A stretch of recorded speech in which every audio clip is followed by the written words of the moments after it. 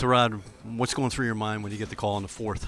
Go out there and get some completions. Obviously, as a quarterback, completions get you in the rhythm, getting the first one. But at the end of the day, you want to put a scoring drive together, and we was able to do that twice. Obviously, score wasn't the outcome wasn't what we wanted it to be. But at the end of the day, you got to control what you can at that very moment. And I think the guys went out there. We didn't lose confidence as a team. We competed to the end, and that's all you can ask from the guys. What did you say to the guys when you knew you were going into the game? Let's go out there and be ourselves. I trust those guys, and I would hope, and I would say that they trust me as well too. But it's just about going out there, having each other's back, and one play at a time, doing our job. Let's go through a couple of those plays. Can you take me through the scoring pass to Garrett in the corner? Yeah, so they had run cover zero a couple times towards the end of that drive.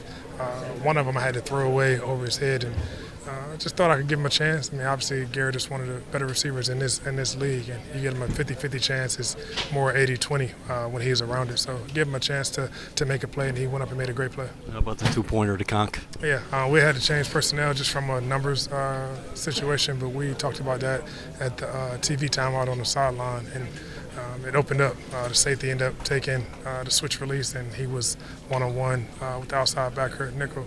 He was able to slip him inside and get up the seam. Speaking about opening it up, how about the touchdown pass to Conk over the middle? Yeah. Conk is a great player.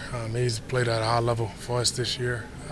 Looking forward to continue to keep. Well, that was the one I explained. So the two-point conversion was the all-out cover zero. Just had leverage on that one. Right. But that one, the one up the middle, was something that we talked about on the sideline, trying to create a switch release. Again, Conk with a mismatch. What was the message from the veterans in here? You're in your 14th year. When you come into this room after the game, it's been a disappointing season, and this game just got out of whack. Yeah, I think Quincy said it best, and he spoke.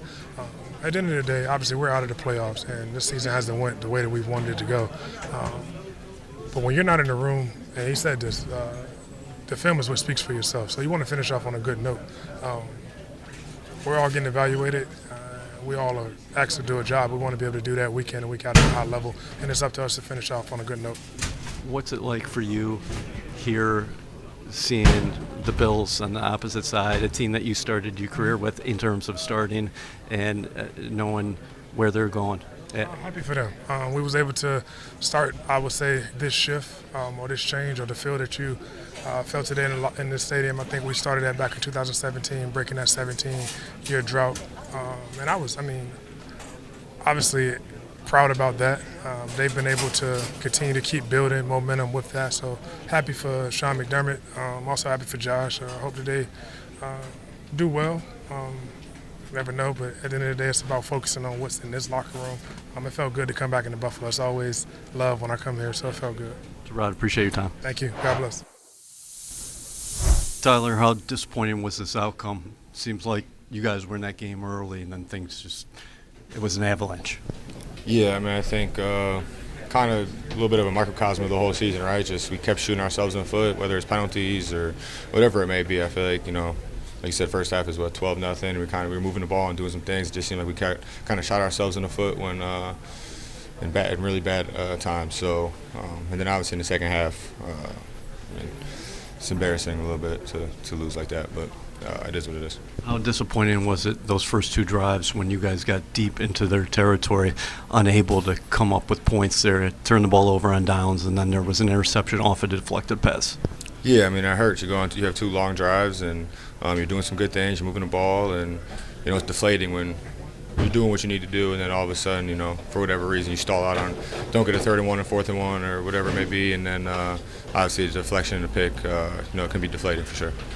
How difficult is it when you have the 3 turnovers, and it seems like every time you turn the ball over, they're cashing in on the short fields with touchdowns? Yeah, they're a hell of a team, right? They're in the spot that they're in for a reason. If you want to come in here and upset a team like that, you can't do things. Can't turn the ball over. You can't have penalties like we had. You can't do what we did in a game like this versus a team like that and expect for it to be a win. You fought to the final gun, though. Can you tell me your thoughts when Tyrod enters the game and you get a couple scores there to close? Yeah, Tyrod. First of all, Tyrod's just No, awesome teammate, awesome person. The way he goes about his work every single day.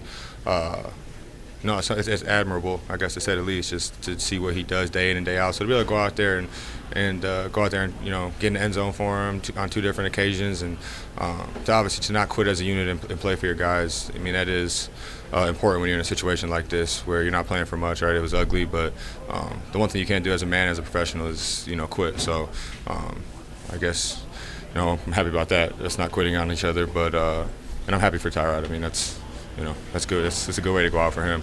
Obviously a one-sided outcome, but can you talk about those 2 plays, the two-point conversion there, and then the touchdown from yourself? Yeah, I mean, it was just a good call, and kind of all go with a switch release, and the safety came down, and I mean, Tyrod threw it before I even got my head around, and it was wide open. So, in a 2-point, Allen came down. It's a play we always kind of have for, we haven't often at least, and Allen did a good job of kind of getting away, and it was wide open. So I didn't have to do too much but catch the ball. Thanks, Conk. Yeah, appreciate you. Quincy, after a game like this, you are one of the leaders on this team. What kind of message do you have for the guys in the room? Oh, really, man, that it's an evaluation, man. We got one more game guaranteed. Man, we got one more game. So the most important thing was finishing, and then also what you put on tape gonna go with you everywhere. They're not gonna look at the score, not gonna look at the time on the clock, but what you put on tape, bro, finishing, man, a game like that where let's be honest, you're getting blowed out. They looking for people to relent. They looking for people to check out. They're looking for people to see like who's gonna actually finish the game type mindset. So that was just the message I gave them, man. We got one more guaranteed, bro. So just put what you got on tape. Is it shocking? What's your feeling as you're an ultimate competitor when you look at the scoreboard there in the second half and it's 40-0? I'm a realist, bro. First thing I said was a piss poor performance, and then I'm talking about as a team, offense, defense, special teams, bro. Everybody together. I'm a part of this team, bro. So I looked at myself first. Where can I be better? Then also where can I be better as a leader to get us ready during the week. So I'm a realist, bro. Yeah. So. When you look at the penalties today, I think there was 15 in all marked off. How disappointed are you in terms of the collective as far as discipline is concerned? Most importantly, the ones that are what we call non-hustle penalties.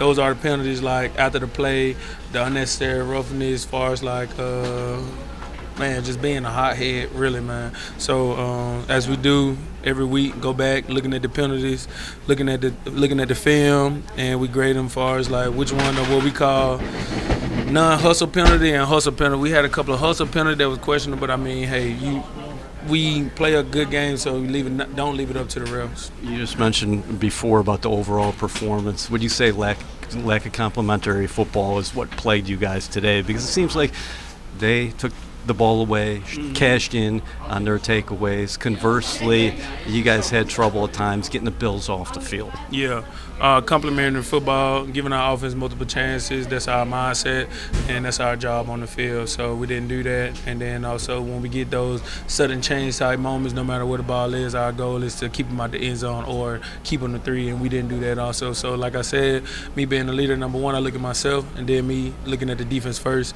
and we didn't get that done. So now it's like going through the week, where can we get better? Do we need to add some sudden changes in the practice so we'll be ready and have our calls and everything ready, mindset ready, and things like that. Appreciate your time. Appreciate you. Thanks for having me.